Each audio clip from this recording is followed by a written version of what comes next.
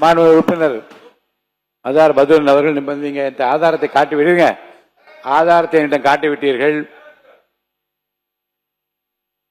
அவையின் மாண்பு கருதி, மக்களின் நலன் கருதி அந்த ஆதாரங்கள் கொடுத்திருக்க ஆதாரம் அத்தனையும் நான் ஆய்வில் வைத்துக் கொள்கிறேன்.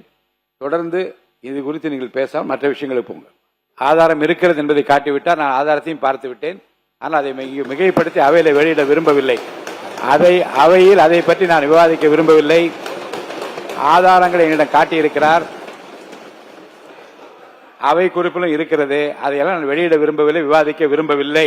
அவையின் மாண்பு கருதி, மக்கள் நலன் கருதியும் அந்த விஷயத்தோட மற்ற விஷயத்துக்கு நீங்க போங்க.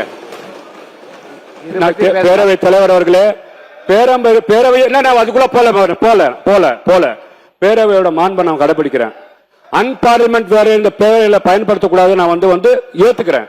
நான் கேட்கிறேன், மானிய கோரிக்கைக்குள்ள வந்துருங்க. மானிய கோரிக்கைக்குள்ள வரேன். பாருங்க, பேரவைத் தலைவர் அவர்களே, ஒரு தவறான வார்த்தை அந்த அவையில பேசினாலே இந்த அவையில இருந்து நீக்கிறீங்க. லைவ்ல போயிருதேன்னு சொல்லி கவலைப்படுறாங்க எதிர்கட்சிக்காரங்க. என்ன லைவ்ல போயிருச்சு, ஏன் நீங்க பாத்தீங்கன்னா ஆய்வுக்கு உட்படுத்தி நீக்குங்கன்றீங்க. ஒரு வார்த்தையே தவறு. ஏன்னா இந்த நாட்டில் பாத்தீங்கன்னா மாற்றுத்திறனாளிகள் அழகான பேர் வைக்கிறோம். புரியுதா உங்களுக்கு? நீங்க பாத்தீங்கன்னா எவ்வளவோ விஷயத்துக்கு நல்ல நல்ல பேரை வைக்கக்கூடிய விஷயம் இருக்கட்டும். யார் வேணா வைக்கட்டுங்க, யார் வேணா வைக்கட்டும், பேர் வைக்கட்டும். ஆனா நான் ஒரு சமுதாயத்துல பிறந்திருக்கிறேன், ஒரு சமுதாயம் சார்ந்தவனா இருக்கிறேன். 1999 என்னை பார்த்து, என் சமுதாயத்தை பார்த்து இஸ்லாமிய மக்கள் எவ்வளவு பாதிக்கப்பட்டிருப்பாங்க. என் உணர்வை பேசுறேன், அண்ணா தமிழ் அன்சாரியோ பேராசிரியர் ஜவஹர்லால் அவர்களும் இது இல்லாத மாதிரி பேசுறாங்க.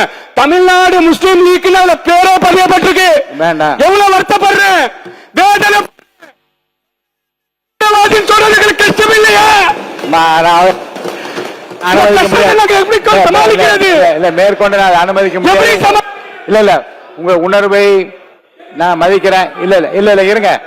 இல்ல மீண்டும் இல்லைங்க, மீண்டும் 1990 நீங்க ஞாபகப்படுத்தி யாரையும் வேதனைப்படுத்த வேண்டாம், யாரையும் குற்றப்படுத்த வேண்டாம், யாரையும் காயப்படுத்த வேண்டாம். நடந்தது நல்லவையாக இருக்கட்டும், இனி நடக்க போது நல்லவையாக இருப்பதற்கு என்ற அந்த கருத்துக்களை மட்டும் மானிய கோரிக்கைகள் பேசுமாறு நான் கேட்டுக்கொள்கிறேன்.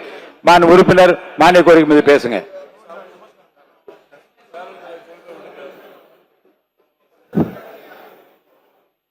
ஒரு முக்கியமான கோரிக்கைங்கய்யா. வருகின்ற செப்டம்பர் 14ஆம் தேதி மதுரை மீனாட்சி அம்மன் கோவில்ல வரலாறு சிறப்புமிக்க கும்பாபிஷேகம் நடக்க போகுது. அதுல நமது தமிழக வெற்றி கழகத்தின் ஆட்சி நடைபெற்று கொண்டிருக்கின்றது. இந்த நிகழ்ச்சியில மாண்புமிகு முதலமைச்சர் எங்கள் வெற்றி தலைவர் அவர்கள் வருகை தந்து விழாவை சிறப்பிக்க வேண்டும் என்று மதுரை மாவட்ட மக்களின் சார்பாக பணிவன்புடன் கேட்டுக்கொள்கின்றேன்.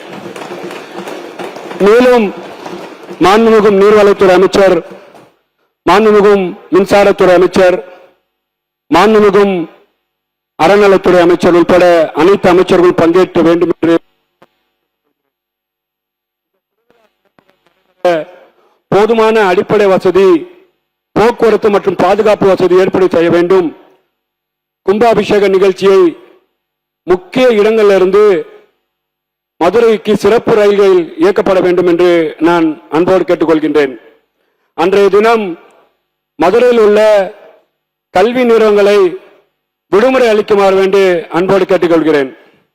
வெற்றி தளபதி அவர்கள் அரசு பதவியேற்று 100 நாட்களிலே விவசாயிகளுக்கு 6226 கோடியை பயிர்க்கடனை தள்ளுபடி செய்து சாதனை படைத்த ஒரே ஆட்சி தமிழ்நாட்டோட முதலமைச்சர் வெற்றி தளபதி ஆட்சி என்பதை இந்த இடத்தில் நான் பதிவு செய்ய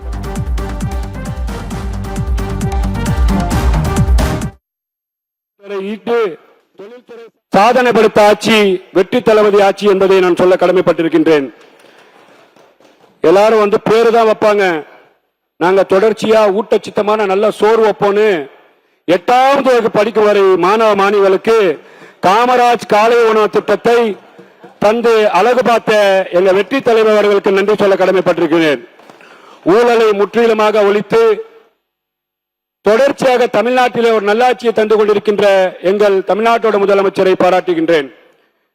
கோயில் பக்கத்தில் இருக்கக்கூடிய, மசூதி பக்கத்தில் இருக்கக்கூடிய, சர்ச்சு பக்கத்தில் இருக்கக்கூடிய பள்ளிக்கூடங்கள் பக்கத்தில் இருக்கக்கூடிய வந்த ஒரே நாள்ல தொடர்ச்சியாக வேகமாக செயல்பட்டு 717 மதுபான கடைகளை மூடி சரித்திரம் சாதனை படைத்த எங்கள் வெற்றி தலைவர் அவர்களுக்கு நன்றி பாராட்டுகின்றேன். மாண்புமிகு பேரவைத் தலைவர் அவர்களே,